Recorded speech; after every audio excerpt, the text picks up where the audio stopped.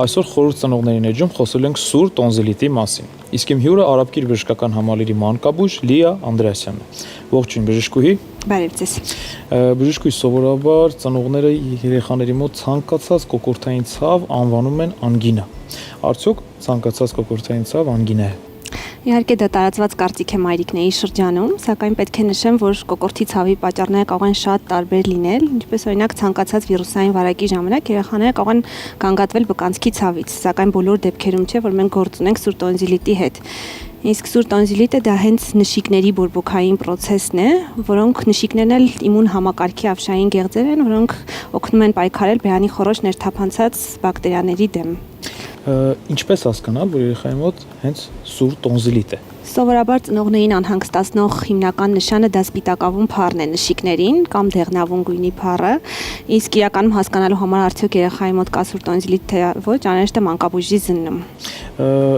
Ինչ ախտանշաններ են հիմնականում լինում սուր տոնզիլիտի ժամանակ։ Սովորաբար բնորոշ նշանները դա ջերմության բարձրացումն է, բկանցքի ցավը, կուլ տալու դժվարացումը, պարանոցային ավշահանգույցների մեծացումը, ավելի մեծ տարիքի երեխաները կարող են գանգատվել նաև գլխացավից, որովայնացավից, ունենալ փսխումներ։ Երբեմն էլ վիրուսային ծագման տոնզիլիտների դեպքում ունենում ենք զուգահեռ քթահոսություն, հազ, քթային դժվարաշնչություն։ Շատ բարի, որոնք են հիմնական պատճառները տոնզիլիտի առաջացման։ Հիմնական պատճառները դրանք ինֆեկցիաներն են, ինչպես վիրուսները, այնպես էլ բակտերիաները, իսկ որոշ դեպքերում տոնզիլիտները ոչ վարակային ծագման են, ինչպես օրինակ մարշալի համախտանիշի դեպքում։ Իսկ որ տարիքի երեխաների մոտ է առավել հաճախ հանդիպում սուր տոնզիլիտ։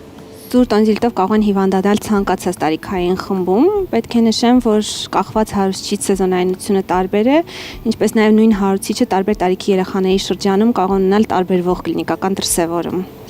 Բուժման ինչ տարբերակների մասին կարող ենք խոսել։ Նախ եւի խոսենք հետազոտումից, եթե ձեր երեխան հիվանդացել է սուր տոնզիլիտով, ապա մոտեցումները տարբեր տարիքային խմբերում կարող են մի փոքր տարբերվել։ Սովորաբար մինչև 3 տարեկան երեխաներին խորհուրդ է տրվում միայն սիմպտոմատիկ բուժում մանկաբույժի զննումից հետո, դա իրենից ենթադրում է adekvat ցավազրկում, բավարար ծավալի հեղուկների ընդունում, լիարժեք հանգստի ապահովում եւ իհարկե ընթացիկ հսկողություն բժշկի կողմից։ 3 տարեկանից մեծ երեխաների պարագայում առաջարկվում է իրականացնել բկանցքի քսուկի արագ տեստ կամ ցանքսի իրականացում, որը մեզ հնարավորություն կտա հայտնաբերել տոնզիլիտի պատճառ հանդիսացող ինֆեկցիաներից մեկը, ստրեպտոկոկային ինֆեկցիան,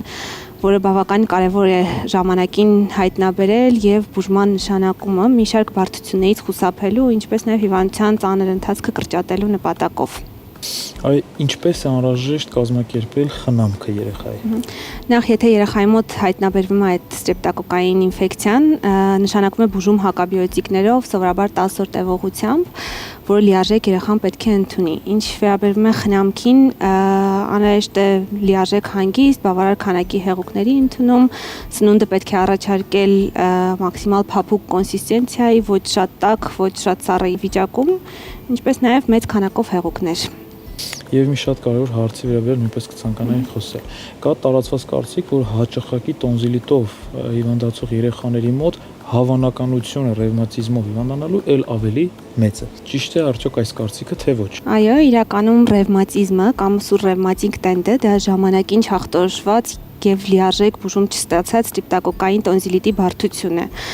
Ինչպես նաև նշեմ, որ ստրեպտոկոկային տոնզիլիտի այլ բարդությունների շարքին կարող են դասվել ավշահանգույցների թարախային բորբոքումը, ականջաբորբերը, ինչպես նաև ավելի ուշ փուլերում երիկամների ախտահարումը։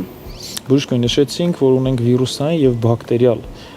տոնզիլիտներ։ Ինչպես կարող ենք փորձել տարբերակել այս երկու տեսակները միմյանցից։ Սովորաբար վիրուսային ծագման տոնզիլիտներին ավելի բնորոշ են հարբուխին բնորոշ նշանները, օրինակ քթահոսություն, հազ, աչքերի ճպրոտում, երբեմն նաև լուծ, փսխումներ, մինչդեռ բակտերիալ տոնզիլիտների ժամանակ առավել հաճախ ունենում ենք բկանցքի ցավ, ջերմության բարձրացում,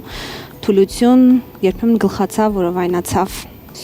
Ամփոփելով ինչ խորհուրդ կտաք մեր ծնողներին։ Ամփոփելով իհարկե խորհուրդ կտամ չզբաղվել ինքնաբուժմամբ, անտեղի չկիրառել հակաբիոտիկներ, ինչպես հաճախ արվում է, երբ տեսնում են նշիկներին բորբոքային process, քանի որ ինչպես արդեն նշեցի, պատճառները մեծ մասամբ վիրուսային ծագման են, իսկ հակաբիոտիկները իրենց վրա ազդեցություն ունենալ չեն կարող։ Եվ որ շատ կարևոր է, պետք է իմանալ, որ որոշ այսպես կոչված ժողովրդական մեթոդներ կարող են ոչ միայն չօգնել, այլ նույնիսկ վնասել ձեր երեխային, այդ թվում օրինակ կոկորդի մեխանիկական մաքրումը։ Այսօր միշտ պետք է ժամանակին դիմել մանկաբույժին։ Շնորհակալություն բժշկուհի չափազանց հետաքրքիր զրույցի համար։ Հիշեցնեմ, որ մեր հյուրը Արաբկիր բժշկական համալիրի մանկաբույժ Լիա Անդրեսյանն էր։ Իսկ այժմ եկեք տեղափոխվենք եւ բացահայտենք գեղեցկության գաղտնիքները Իդեն բժշկական կենտրոնում։